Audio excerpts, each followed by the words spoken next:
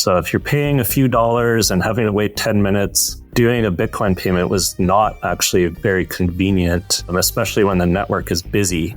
So Lightning came around as a solution to that. It allows people to make a Bitcoin payment and pay very little fee, on the order of fractions of a cent, or even sometimes nothing at all. Welcome to another episode of the Block Reward Podcast. Our guests this week are Cole Goodwin and Adam Soltys from Coinos. Coinos is a Vancouver-based company that helps merchants accept Bitcoin in their businesses using the Lightning Network. Lightning is a payment settlement system that's being built on top of the base Bitcoin blockchain. It's ideal for businesses because the settlements are nearly instantaneous and cost almost nothing. So we're going to be talking a little bit about their adventures, helping businesses understand Lightning and building out a network of companies that are using it, not just in Vancouver, but all over the world. And some of the innovation that's going on with Lightning. Lightning for me was a real sort of light bulb moment for me in terms of understanding the scope and speed of innovation that's happening with Bitcoin. I first got to meet these guys in the summer at a Bitcoin event in Calgary, where they were signing people up for Lightning wallets and just getting people to try out Lightning transactions. And I think that until you've seen a Lightning transaction happen yourself, it's really hard to, it's shocking, to be honest. So I hope you enjoy our conversation today. Lightning is one example of how Bitcoin sort of continues to evolve, and a little bit of an insight into all of the brain power that Bitcoin as a system is magnetizing to it all over the world. It's this kind of continuously evolving, community-driven thing filled with people who are really just have a unified purpose to make this thing a global monetary system. So we're going to be talking all about that and a lot more.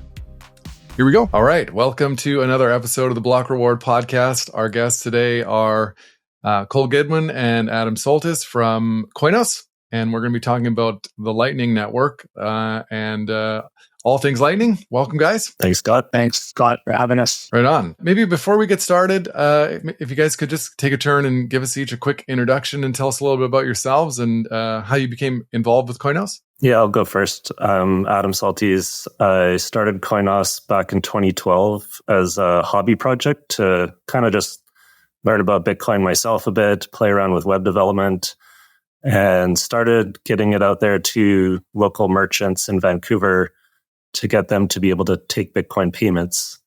So back then it was just a one-page app. It was like a simple widget that did the price calculation, Canadian dollars, and then let them put in their Bitcoin address that they wanted to receive funds into. So they could use some other wallet.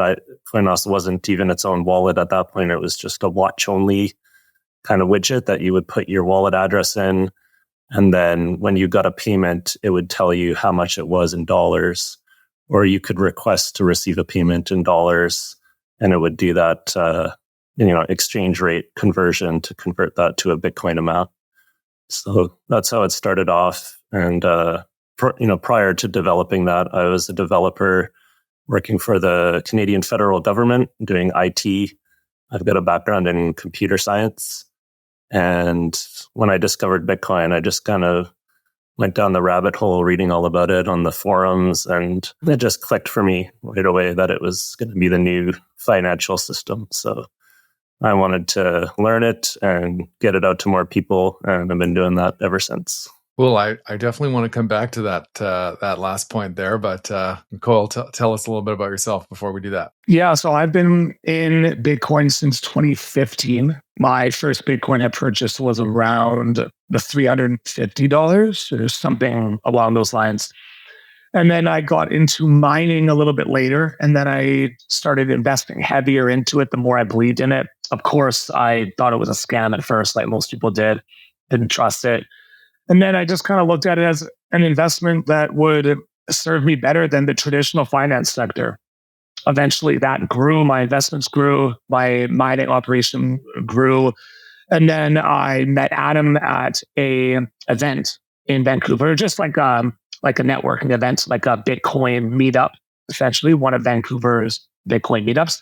And we hit it off, and we were bouncing ideas off each other.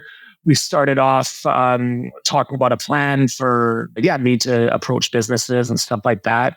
One thing led to the other. We had like 5 or 10 businesses in the first, or we had like 5 to 10 businesses in the first like 7 months, something like that. Then in the first year, we had like 40. Now we have over 330. About 2 years later, a year and a half later, something like that. And we both have the same goal. The same goal is to Bitcoinize as much as we can. And the most effective way for us to do that here in Vancouver is to Bitcoinize Vancouver as much as possible. And we're always open to other businesses in other countries, other cities. And that's why we have businesses internationally as well, like 150 in Brazil, 6 in Miami. And long story short, we're both very passionate about the Lightning Network and expanding the Lightning Network to as many people and businesses as possible. Very cool. And so I really want to dig deep into Lightning for our listeners today. But before we do that, I want to give you both a chance to answer this question that I ask every guest, which is, what is Bitcoin? I'll take that. So Bitcoin is digital cash. You can keep it in your wallet on your phone, so you don't need a credit card or you don't need to carry around paper money. And you can go and spend it places that take Bitcoin. You can send it across the world to someone who's got a Bitcoin account in another country. It works everywhere in the world, and it's totally free to send payments. And it's secure. If you keep your password secret and don't let anyone else know your password or your seed phrase or your private keys, then it's very difficult for anyone to take your Bitcoin. It's impossible to counterfeit Bitcoin, and it's very scarce. So there's only 21 million Bitcoin that will ever be created. I think we're a little over 19 million already issued, so we're getting close. Like, we're up in the 90%. There's not that much more Bitcoin that's going to be issued. So it can't be inflated and stolen that way. It's even difficult to tax because it works so much like cash, where it's outside the purview of banks and regulators. They can't see into your Bitcoin wallet necessarily because it's more private. So it's got all these advantages as a money system to help fix the problems of the existing financial system. I heard this term recently for the first time, that is user-centric monetary policy, which is a way I've since I love using this term because I think it's a great way to think about it. It's money that is sort of designed with to be beneficial to those who use it instead of those who issue it, which is the way our money works now. Right. You guys, this is the first time we've ever tried to do this with 2 people back to back. I always sort of say Bitcoin is in the eye of the beholder, and it is something different to everybody. So, Cole, there's no pressure here to have a different answer or the same, but what's your take? Yeah. What is Bitcoin? It is a digital asset. It's a digital asset that's decentralized. It's a cryptographic code, essentially a fingerprint. So that's why Adam was saying it cannot be counterfeited, because if I send you the source code of Bitcoin, you know that you're getting Bitcoin. Your Bitcoin wallet knows that you're getting Bitcoin, so it can't be counterfeited in that way. What I've come to realize about Bitcoin is how decentralized it actually is, because it does not rely on one person controlling it.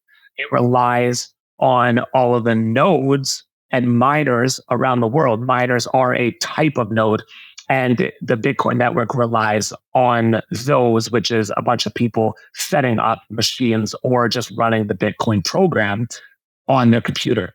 And I like that. And that's why I really value proof of work.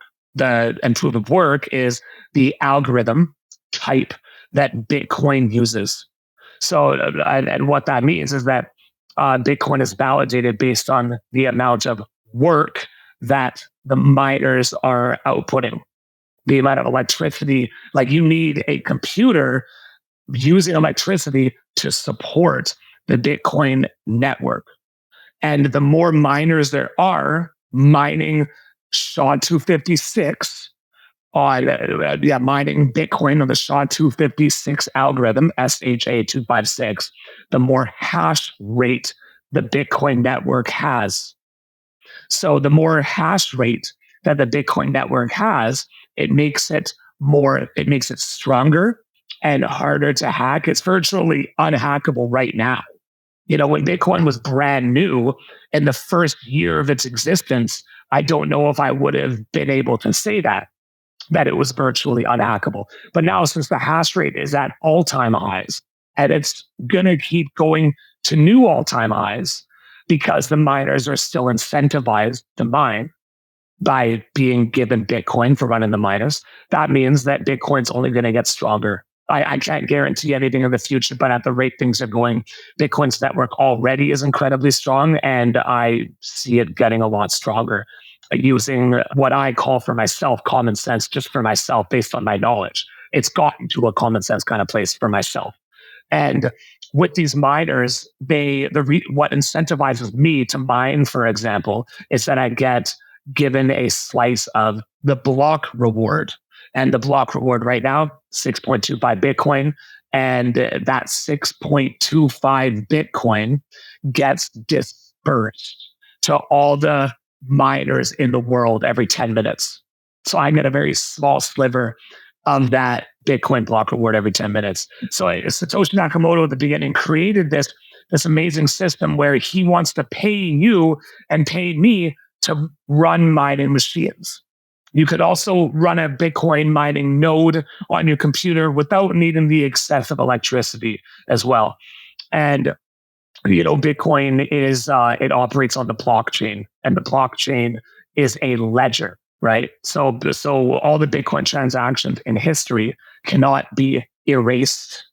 So that's why some people say criminals are not very smart to use Bitcoin to hack people or to get the CIA or like if they're trying to ransom money from people or whatever. They're not very smart to use Bitcoin, I don't think, because Bitcoin is trackable that way to catch criminals. It's a permanent record of everything that's ever happened. Permanent record of everything that happened.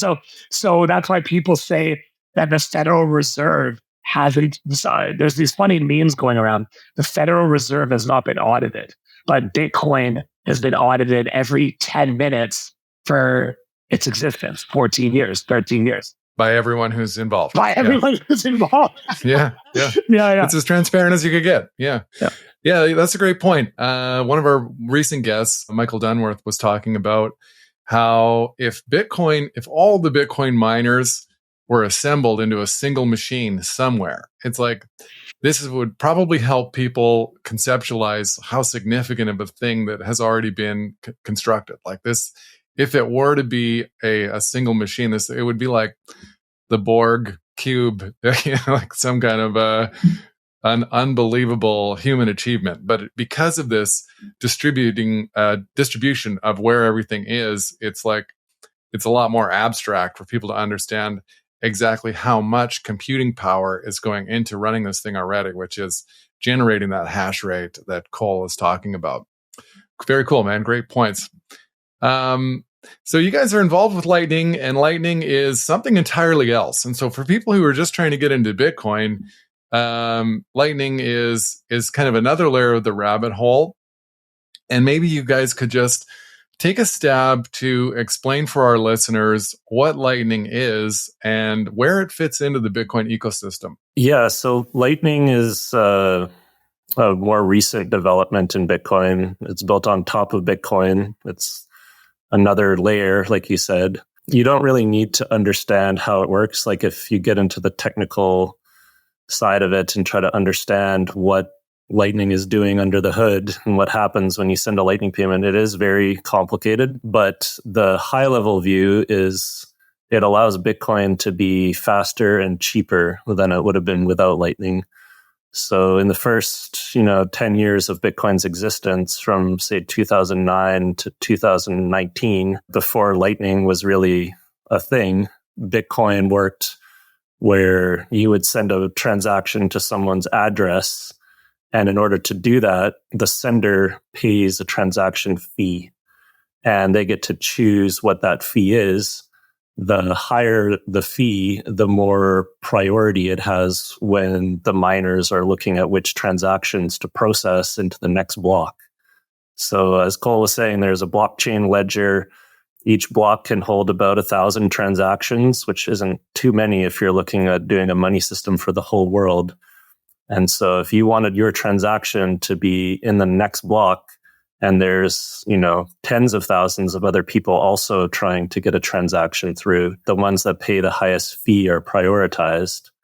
And this wasn't an issue in the first few years of Bitcoin because the blocks weren't being filled up. There weren't more than 1,000 transactions every 10 minutes.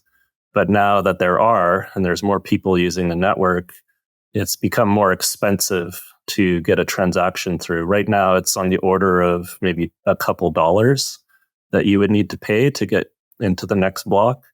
But there were times, even in 2017, 2018, where it would be like $10 or $20 to get your transaction through. And even if you get into the next block, that next block can take 5 to 10 minutes on average. And that's just an average. It's not guaranteed to take 10 minutes. It could take 20 minutes. It could take up to an hour sometimes. So if you're paying a few dollars and having to wait 10 minutes, doing a Bitcoin payment was not actually very convenient, especially when the network is busy. So Lightning came around as a solution to that allows people to make a Bitcoin payment and pay very little fee on the order of fractions of a cent, or even sometimes nothing at all. Like it's totally free if you have a direct channel to the person you're paying. And the settlement time or the finality of that payment is instant. For every Lightning payment, it only takes a couple of milliseconds to reach the destination and be confirmed and spendable on the other side. So you're not waiting that 5 to 10 minutes for your payment to be settled for you to be able to spend it again. Yeah, it's really something that's amazing to witness firsthand when you see a Lightning transaction take place. Like when Adam says it's instant, it is literally instantaneous. So if you have two Lightning wallets set on cell phones side by side and you send from one to the other, like as fast as you can avert your gaze from one phone to the other, the transaction's been completed. I love showing people your guys' wallet because this is how I often start to get skeptics like a little bit woken up to the serious nature and the level of development that's happening within Bitcoin. Because I think that one of these really common refrains, or when people are, Bitcoin's never going to be that thing, whatever that thing they think it is the idea that it could never be a functioning money for everybody, which when you see it working, it's pretty hard to argue. Obviously, there's still things to be figured out. But you guys were early adopters to Bitcoin, and you are early adopters to Lightning. How did that evolve? Like, how did you transition from early interest in Bitcoin to really becoming leaders in Lightning adoption? I guess it started with the retail payments. Like when I was setting up businesses in Vancouver, we had restaurants and cafes back as early as 2013. And it all worked fine when they were taking payments and not waiting for settlement. So because the network wasn't busy, they could receive a transaction. And even though it hadn't confirmed in the blockchain, they could see that it was likely to confirm because the network wasn't busy. So they were fine taking those payments. But as soon as the network sort of took off in 2017, 2018, and became really popular for a while, there was a big bull run that shot the price of Bitcoin way up to 20,000 for the first time. And after that, there was a huge influx of new users and people were doing lots more transactions and the network just got congested. So it became just infeasible to do these little payments for coffees and things at that time. So I was thinking it was looking a bit gloomy there for a while. I was thinking Bitcoin isn't going to be the payment system for the world. It might be a savings technology that, maintains its value, or the value continues to go up and it's inflation resistant and it's private, but it's not going to be used for everyday micro transactions like a Visa or MasterCard network. But then Lightning came around and I found it early on because I was following Bitcoin developments and, keeping up to date on the forums and on Reddit and the mailing lists. And it sounded promising and it was promising. It turned out to work pretty well. So I adopted it as soon as it launched in 2018. I incorporated it into Coinos. so that I could get back to having these retail payments again. And without that, I probably would have been doing something different right now if we didn't have the Lightning Network. So that's, the story of how it all came about. Yeah, very cool. I think it's, and for the listeners, if we didn't sort of expressly say this at the start, really what you guys are doing is enabling merchants to participate in receiving Bitcoin from customers. Yeah, we're trying to get those in-person payments happening.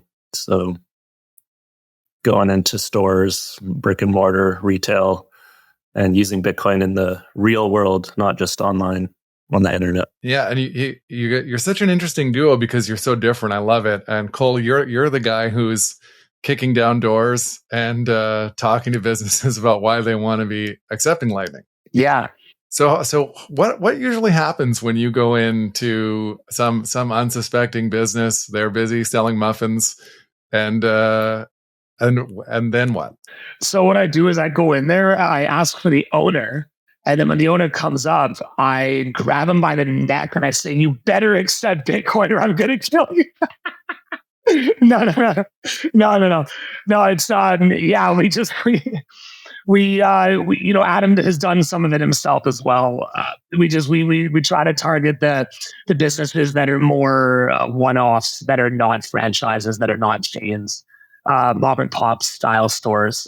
So we walk in, I talk to the manager or whoever's working on shift, and I tell them that I work with a Bitcoin company. We help businesses accept Bitcoin as a payment option. We have over 300 businesses worldwide. I tell them that stuff. And I tell them, especially lately, that we guarantee that you will get more sales if you start accepting Bitcoin payments. We guarantee you that. So when you tell them that, their ears perk up. They're like, oh, okay, because what do store owners care about most? More sales, right? So you tell them those things, tell them about our community and stuff like that, we have a big community in Vancouver that all want to spend our Bitcoin. And then we get in contact, and back and forth with emails. And then eventually they come around and start to see the light. I will go there in person multiple times as well and just kind of say, "Hey, how's it going?" Lightly, I'll buy a coffee or I'll buy something there and say, "Hey, have you thought about it a little bit more?" Try to stay a little bit light without being too pushy. And just getting them to understand that they will get more sales in addition to the current clientele that they already have.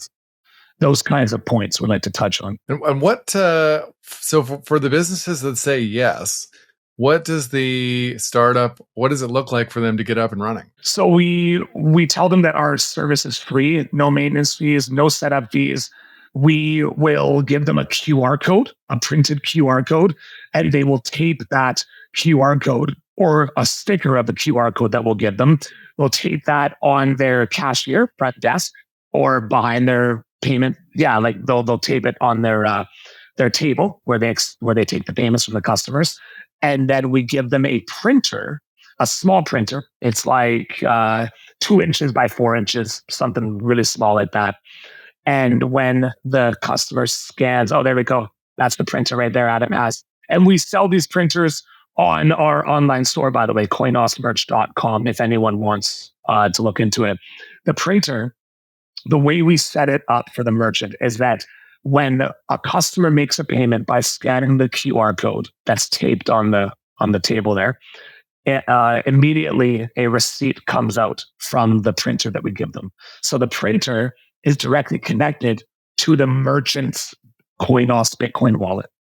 And then out comes a receipt that is perfectly itemized in sats and the Bitcoin and dollar amount. We set them up with the printed QR code, a printer, and a Coinos wallet. And then we let them know, we give them my cards as well. My cards have the QR code for all of our social media links. We show the business owner where we're going to post their business online. That would be in a nutshell, that'd be the process. Some businesses, like restaurants that are using us, they have a tablet system already in place. So in those situations, they would just add Coinos as a button on their tablet's home screen. Coinos is not a downloadable app from the App Store, which is what we like. We like it this way, that it's not like that. And it's a web app. It's a web app, so that way no one has to download anything. Safer for the user, easier for us as a business to make updates make updates accordingly. Because when we make updates, you as the user, you don't have to re-download anything or reinstall anything. The updates happen automatically. So that's how it's easy enough to just add a button on their home screen of their tablets that they are currently using. For like restaurants where waitresses are walking around with their tablets to the customers. So those are some other options. Yeah.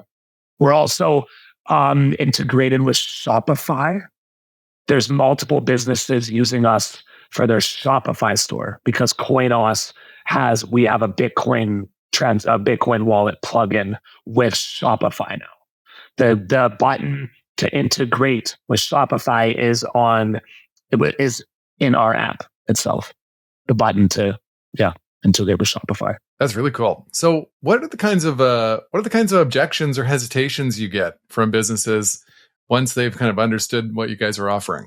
Generally, Adam, you can answer some of your experiences. Often they'll ask about how do they get the money into their bank account, and it'll be like, well, you don't need to move it into your bank account. You already have an account with Bitcoin in it, and Bitcoin is money. So you don't need to convert it to fiat. That's something that comes up often. They'll think that we're an exchange and we're going to convert the Bitcoin they receive into dollars for them. That's something we don't do. We occasionally will refer them to other services if they really need to get the dollars. But most of the merchants that we sign up, we end up convincing them to just hang on to the Bitcoin for a while, keep it in Bitcoin. And if they really need the cash flow, we'll tell them, ask your suppliers to get an account or ask your staff if they'll take some of their wages in Bitcoin. Rather than converting it to fiat dollars, try to spend it directly. And another thing we'll mention is, Cole mentioned we post them on social media and promote the business and Telegram and Twitter and all that. But we also will put them on a map on btcmap.org and a map on our website on Coinos, so that when people are going to look for places to spend Bitcoin, they'll see the business there and they can find all the businesses in the world that are taking Bitcoin payments. So it's a good way to, drive Bitcoiners to find these businesses where they can pay Bitcoin. But it's also a place where merchants who have received some Bitcoin and now they have their first Bitcoin can go and find other places to spend it. So if they pay themselves in Bitcoin from the company, treasury or whatever, the owner can take a dividend or take a wage from that Bitcoin earning and go out and spend it on whatever they want. So spend it at other restaurants or cafes or get a haircut or whatever they need to do. So that's what we're trying to encourage, is the circular Bitcoin economy.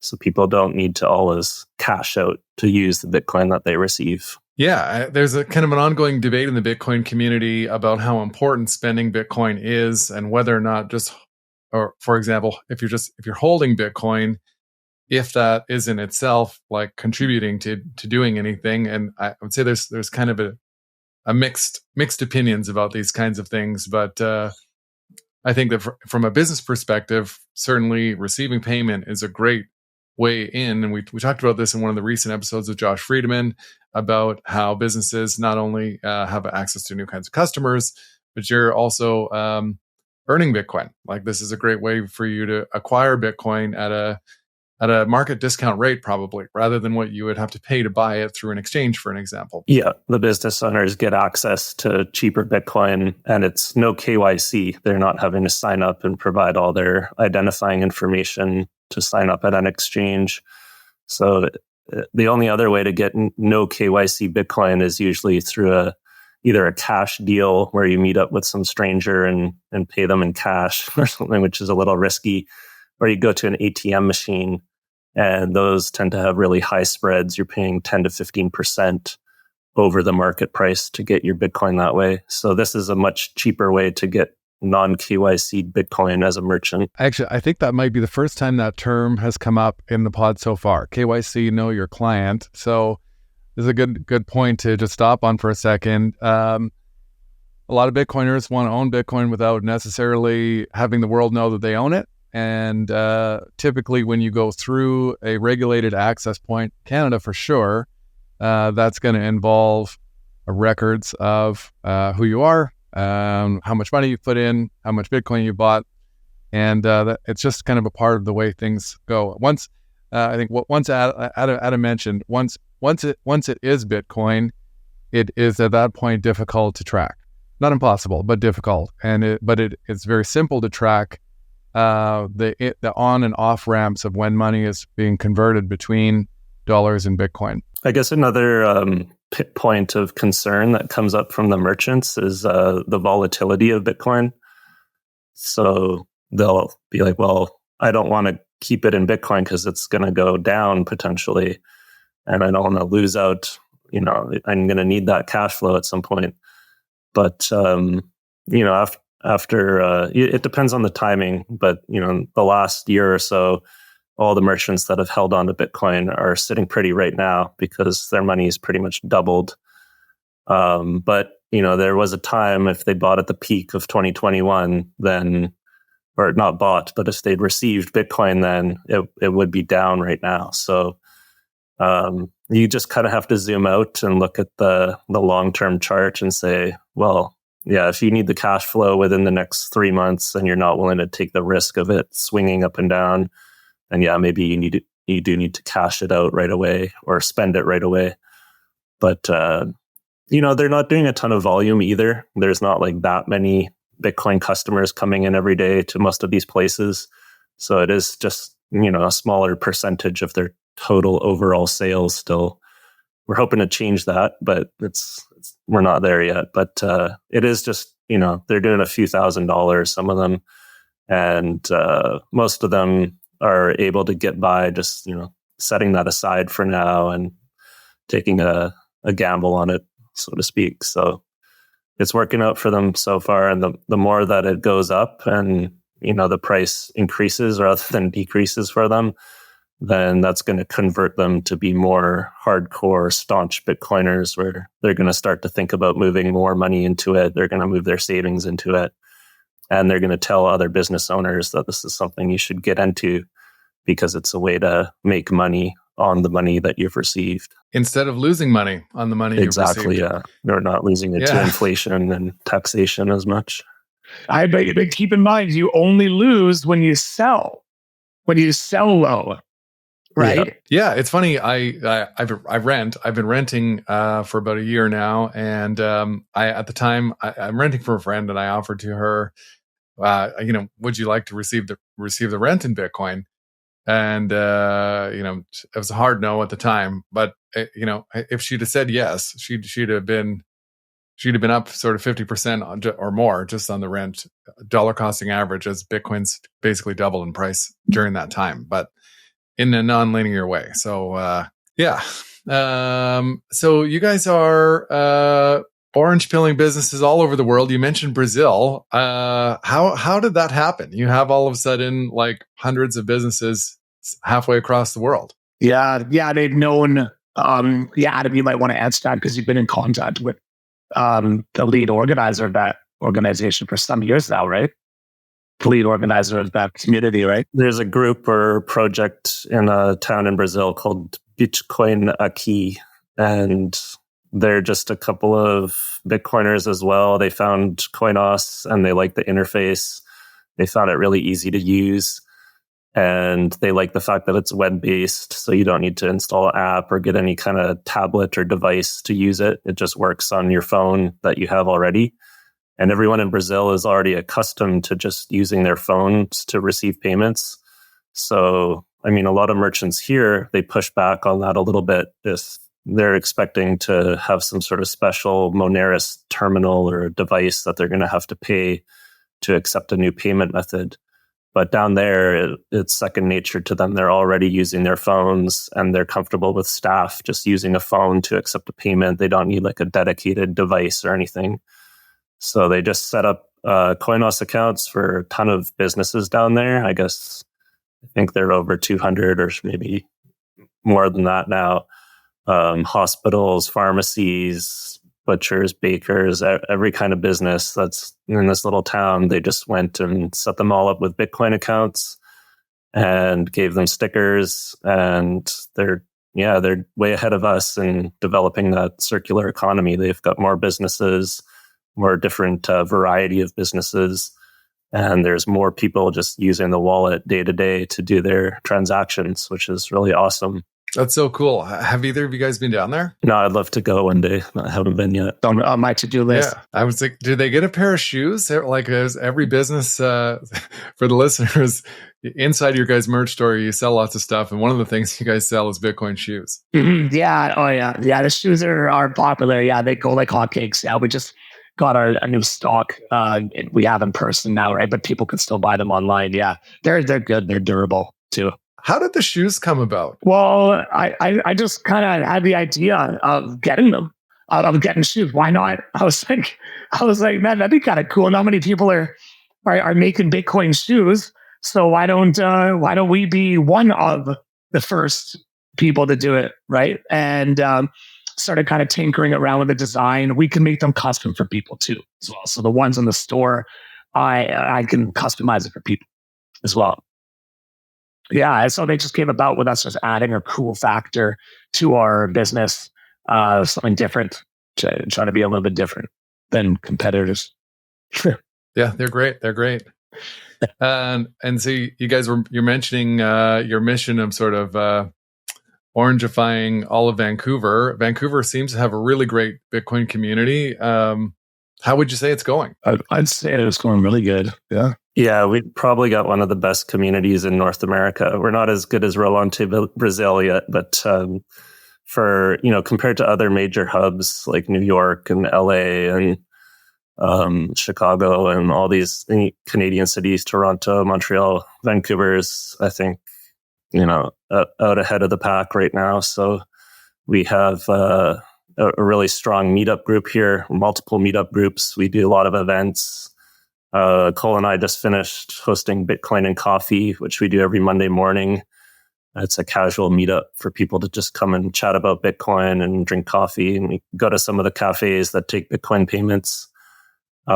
We've had like some larger events. We had a block party in September that was really well attended, probably over 300 people coming out, and a bunch of vendors and merchants showing off their stuff and selling it for Bitcoin, and people doing talks and tutorials. And I don't know, yeah, there's just a really strong contingent of Bitcoiners here that are willing to go out and spend their Bitcoin at the merchants and promote it. And we're all trying to, spread that adoption as much as we can. So it's going pretty well so far. For sure. I think, one of the things I run into in Canada a lot, and Alex Gladstein, who's a famous Bitcoiner, has sort of coined the term financial privilege. And it's like, Westerners oftentimes have a difficulty to, imagine the adoption of Bitcoin on a widespread scale because our money just works better than money works in most of the rest of the world. So just in talking through it, it's not a surprise to me at all that somewhere like Brazil would be, of course, this is where people are going to be more adaptive and more resourceful in terms of finding something that's going to work for them better than their own money, which, inflation's been painful in Canada and North America for the last forever, but nothing like people who will wake up the next day and have their money be worth 90% less than it was when they went to bed, which is a reality for a lot of people all over the world. And so building the urgency for spending Bitcoin in places where the money has been more reliable, I can see that being a challenge as well. Yeah, like most people here, they're used to tapping their card and it works for them. Consumers don't think about the fact that merchants are paying 2 or 3% to take those card payments. They think about the 1% cash back they're going to get. But that cost to the merchant for taking all those card payments forces them to raise their prices 2 or 3% to cover that cost. So really everything is a little bit higher across the board. And if we all use Bitcoin, we'd be better off. But people just don't really think about it too much here. Things work well enough for them. They haven't had inflation. They haven't had their bank accounts frozen or seized, unless there's the few people supporting the trucker convoy. But for the most part, people here have had a stable banking system and currency for many, many years.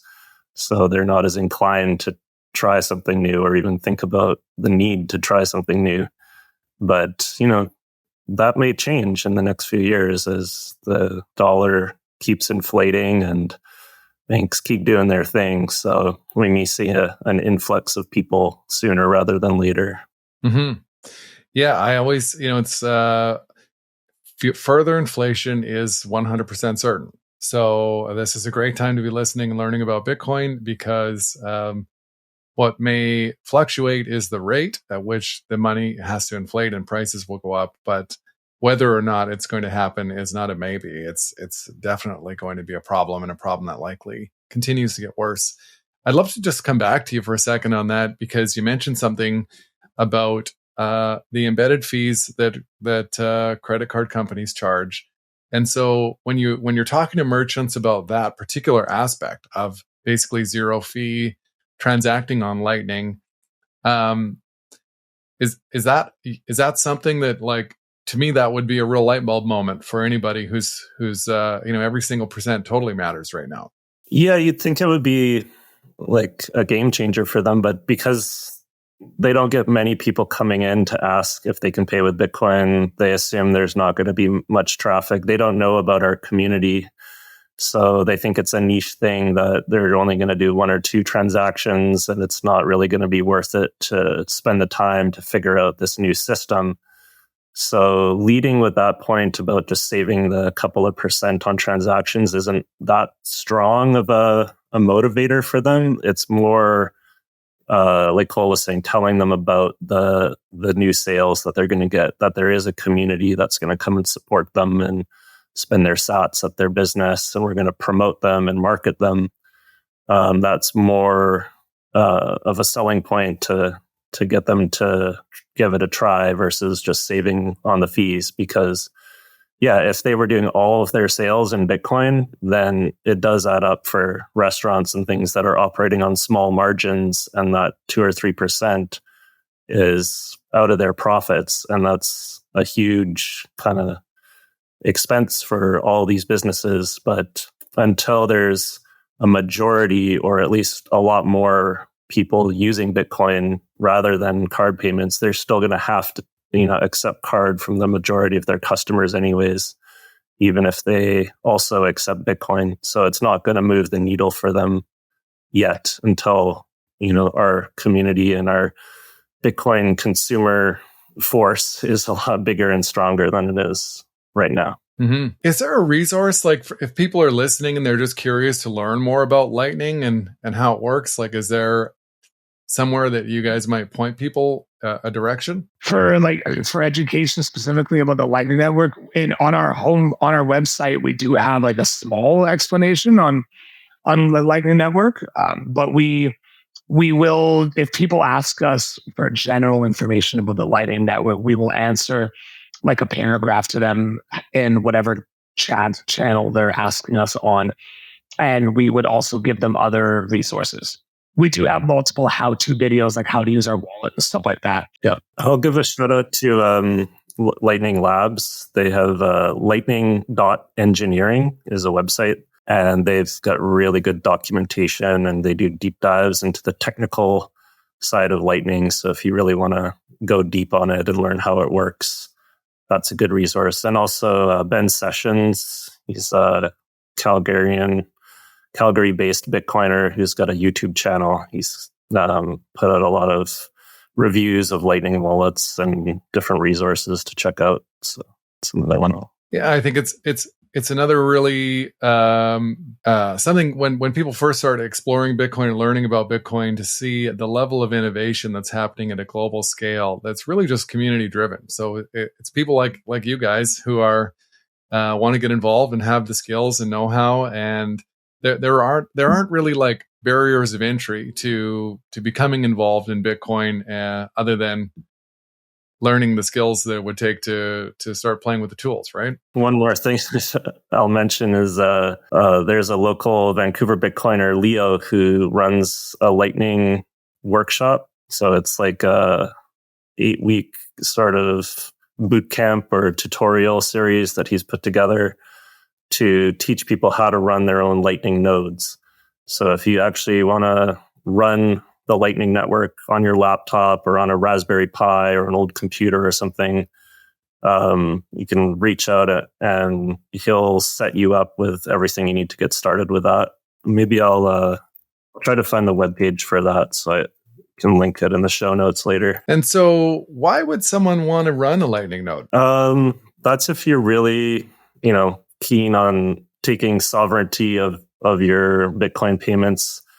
And you want to go deeper on the technical side and you're willing to spend the time to actually figure out how to install the software and set it up and open channels and do all that. So it's kind of satisfying in the end. If you are running your own node, then you know that you're not relying on any third party like us, in this case, to be your payment provider. You're you're in control of your money entirely, and there's no one that can, censor you or freeze your payments or anything like that. But what we provide is an easy on-ramp for people who don't want to go through that process to get started with Lightning and start, getting a feel for it, send their first payments, and benefit from the fact that it's instantaneous and free payments without having to go through all the technical setup and all that to run your own node. But that is something we encourage people to do once they're ready to, spend that time commitment to figure out how to do that. And if there are business owners that are listening right now and they want to move forward and get in touch with you guys to do this, how do they do it? They can reach out to us through email, it would be cole@coinos.io or adam@coinos.io. They could also reach out to us on our Telegram channel, our Telegram group chat that we have there. And all of our links on our social media is also at the bottom of our homepage. Our homepage, coinos.io. You just scroll to the bottom and our link tree is there with all of our links. Twitter, Instagram, Facebook, and Telegram. So you guys, I was fine too with Bitcoin stuff. It's like Bitcoin people have one way of talking to each other and then kind of another way that they have to talk to outsider people who are less familiar with the content and the ideas. Imagining you guys are lightning bulls. Like, if you could give your own take on where you think the Lightning Network is going or where it might be in 5 or 10 years, you guys are the experts. Like, where do you think Lightning is going and going to be? Yeah, I think I think it's growing at an exponential rate based on the Lightning capacity. You can check the overall Lightning Network capacity. It is also pretty much an all-time high right now. If you look at the graph, it's up and to the right. Or my camera's mirrored. Sorry, it's up and to the right. The Lightning network capacity, which is a good sign. That means it's able to handle more and more. The Lightning network. When people understand the data of the Lightning network, they jump on board. So it's just all about the right people coming in contact with Lightning. People with very big followings on the internet. It's just a matter of time. There's already a lot of big people who know about the Lightning network and how it can handle 1 million transactions a second or more. There's not really a limit, just the way the Lightning Network works, because the Lightning Network is not on the blockchain, essentially. That's part of how we're able to transact Bitcoin on the Lightning Network instantly for virtually no fees, right? The Lightning Network routing fee is very low. And when you go from Coinos to Coinos, for example, there's 0 fees. And when I go from Coinos to a different Lightning wallet, there's a Lightning routing fee, which is very, very low. And when they compare the Lightning Network, just the Bitcoin itself, or when they compare it to Visa and MasterCard, Visa and MasterCard processes about 1,700 transactions a second. Lightning Network doesn't really have a limit. So I think it's just up into the moon, basically. Like I don't really see much that can stop the Lightning Network. The Lightning Network is on the new side, I would say. But as long as we just continue doing what we're doing and spreading the word to as many people as possible, getting it in front of the right people, it's just a matter of time before it gets as popular as Bitcoin only itself. Yeah, I think it'll sort of depend on how quickly the existing system collapses. I mean, I've been thinking it's going to collapse for the last decade and it hasn't yet, but it could be any day. It could be a couple of years. I don't know. But if you get that intersection of Bitcoin, continuing to improve and get easier for people and more people learning about how to use it, and the wallets get better and the network grows. And then also on the other side, you have the dollar just getting worse and more inflated and more censored and controlled and restricted, and CBDCs come out, then that's going to push more and more people, into freedom money or Bitcoin. And, so you have it from both sides. Bitcoin is improving and getting better every day, faster and cheaper and easier to use. And the dollar is getting worse and more controlled and, inflated into oblivion. So there's going to come a day when all the, the government currencies of the world collapse around all across the board: US dollar, Canadian, Australian, British pound, the Japanese yen, the Chinese yuan. They're all going to zero. And Bitcoin is going to emerge from the ashes of all that as the only currency that people are going to want to use. So at that point, the Lightning Network is going to be a very big factor in the way that people transact and do their payments day to day. It's going to be worldwide, global. Everyone will be using it. It's a common argument against Bitcoin that because it hasn't already replaced all the other monies, that's the reason why it's never going to. And it's like, this is maybe the biggest change or undertaking humanity is ever, going to have to go through. So it's not going to be overnight. And even if it could be, we wouldn't want it to be, because that would be probably so disruptive and chaotic that it would be very stressful. But the level of innovation and the pace of adoption, all these things, if you really dig into it, is it's happening in real time. It's just going to take more than a couple of days. Is the Lightning Network ready in its current state to be that thing, or what kind of needs to happen from an innovation standpoint from here? I think it could use a couple more years of slow and steady growth rather than, like you were saying, a sudden influx. So I'm hoping that the fiat collapse takes its time a little bit longer, and we have a bit more time to scale things out and get ready for 7 billion Bitcoin users.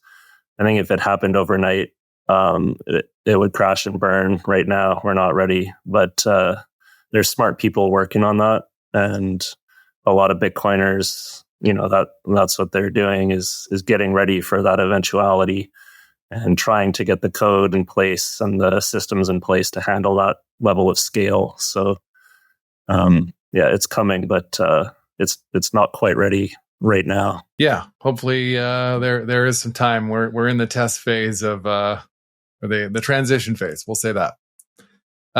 Cole, before we take off, I want to talk a little bit about some of these street videos you're doing, talking to people about Bitcoin in everyday life. How did that start? Yeah, so I just had an idea that I wanted to do that, and I was like, hey, this is like, why don't we do something like that? It'd be kind of fun, because I like to think that I know enough about it that I'd be able to answer pretty much any skeptic, any complaint they have against Bitcoin. And I wanted to turn it into something entertaining. So then I started talking to there's bitcoinnews.com. I've been in contact with them for a couple of years now. And we were just on the street, and they said, hey, why don't we do some work together? Why don't you do some interviews? And then we one thing led to the other. We just started. I have a camera, I have a mic and stuff like that. So I was like, why don't we go at her? and just give it a shot and see what happens. And we're just happy with the results now. So it's great. Yeah, of course, we share it amongst the Bitcoin community in Vancouver, and I'm out and about at Vancouver at nighttime sometimes with it. So, what's the funniest thing that's happened as you randomly approach strangers and ask them about Bitcoin?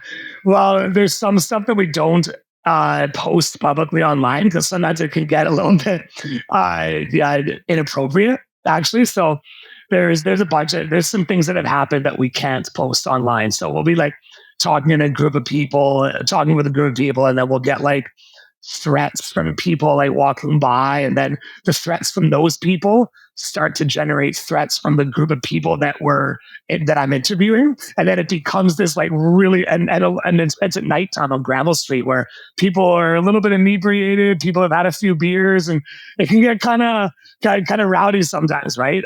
I find it like I'm okay, I'm comfortable with it, but sometimes it can get like really heated with yelling, like swear words at each other, almost getting in fight, like just because it's like that. You got a group of people walk down the street, another group of people that are a lot of really confident because they're with their group of their friends, so they feel like they're high chested and stuff like that. So stuff like that happens. Some other funny stuff that we did post online was this one guy was saying, I was telling him how bad inflation was, right? This is one of our more recent videos. And he believes inflation is at the number that we are being told. Like he believes that inflation is like 4%, 5%, 6%, right? So I'm like, sorry, man. Sorry to burst your bubble, but inflation is way worse than that with a bunch of things. And then he's like, I'm an academic, man. I'm an academic. Show me some anecdotal. He's like, show me some evidence. And I said, yeah, my evidence is my eyes. Like I look around at the grocery store and some things are 50% more expensive, 30 to 50% more expensive than just a year and a half ago. Right. And there's a bunch of stuff like that in the world that is exponentially growing so much faster than 5% a year. Right. And we got into a heated argument about that. And in the video editing, we put like an academic cartoon hat on his head right after he said that I'm an academic. So I mentioned like, because we talk to a lot of, I get in contact with some like college kids, because at night I'm out and about on Gravel Street in Vancouver. There's a lot of, young 20-year-olds that are out and about and stuff like that. They're in university. They think they know everything. So I love talking to people who think they know everything. And they think Bitcoin's a scam. Some people say one funny thing a guy said was, he's like, well, I don't trust Bitcoin because I can't see or touch it. And then I said, well, yeah, what about your bank account? It's the same thing. You can't see or touch it. And he's like, oh, yeah, that's right. Because he started to think a little bit about it. And he might say, oh, well, I can see it on a computer screen. Like, yeah, it's the same with Bitcoin. You can see your Bitcoin on a computer screen, but you can't like pick it like out of the air, just like your bank account. Your bank account's the same thing. Your RBC bank account is the same thing as Bitcoin in that way. So those are some pretty funny things. Yeah. Some other, and we can talk, like when I see you in person, I can tell you some other stories that are pretty funny too, that are in it. Remind me to ask. Yeah, I'm definitely interested. Cool. Yeah, for anybody who does think inflation is reported at 4% or whatever it is, it is, as long as you remove all of the essential things that you need to live: food, shelter, electricity, gasoline. No problem. Yeah. Yeah, exactly. Yeah, that's funny. Cool. Well, maybe we'll wrap here. Thank you guys so much for coming on. I love what you're doing. I would really encourage for anyone who's listened today to go to it's coinos.io and download the wallet and even just put some money in and play around with it. And like I said, for me, it was actually with these guys using the Lightning wallet was my first experience with Lightning, and it was a real sort of watershed moment in my understanding of what is happening on this network. And like I said, people all over the world are using it. Just because it's not happening with your friends or in your neighborhood today, it's really not a reason to dismiss the level of innovation and adoption that's going on where you can't see it. So you guys are doing Satoshi's work. Thank you. Thanks, Scott. Pleasure. Thanks, Scott, for your time. Appreciate it, man. All right, we'll see you guys again soon. Hope so. Bye. Thanks for listening to this episode of The Block Reward. We're trying to do something different here, creating accessible conversations meant for people who aren't obsessed with Bitcoin. If you found this episode informative and engaging, hit that subscribe button to make sure you stay updated with future episodes. Your feedback matters. We'd greatly appreciate it if you could take a moment to share your reviews and help us with our goal of creating Bitcoin content that is simple and easy to understand. Bitcoin has an important role to play in the future of finance. It will change the way we save, spend, and invest. Discover why Bitcoin offers a game-changing opportunity for forward-thinking employers by visiting blockrewards.ca. Block Rewards' mission is helping Canadian employers implement strategies for integrating Bitcoin into compensation and benefits, supercharge your recruitment and retention strategies, and help your team members plan for the rising cost of living by rewarding their work with the hardest money ever invented. Special thanks to our top sponsor, Paramount Employee Benefits Consulting, Canada's only Bitcoin forward benefits and pension advisory. For more information, find them at paramountbenefits.ca. Big shout out to Podigy, our production team that makes all this possible, and BMX Escape for producing our music. Bitcoin is an expansive and dense topic many people walk away from early. To Bitcoin enthusiasts looking for that podcast they can share with friends, family, and colleagues, one they'll actually listen to, we hope that is us. The content of these conversations is meant to be provided for information purposes only. Nothing here is investment advice. Bitcoin is a big topic. Be sure to do your own research before making any personal financial decisions. Thanks for listening.